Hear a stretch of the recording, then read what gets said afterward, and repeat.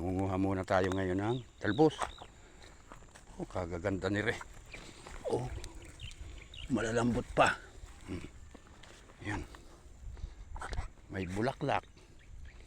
Yan bulaklak. Kukunin natin yan kasi oh, kagaganda nito. Lalaki.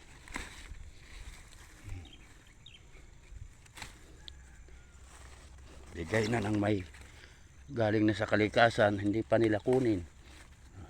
Kukunin natin ngayon yan kasi kailangan ng pamilya natin yan. Hindi ka na bibili. Oh, dadamputin mo na lang. Malayo nga lang dito sa landfill, pero okay yan kasi pang ulam ka naman. Pag may tiyaga, may nilaga. Pag ikay basta lang nakaupo sa bahay at nag-iintay ng patak ng ulan,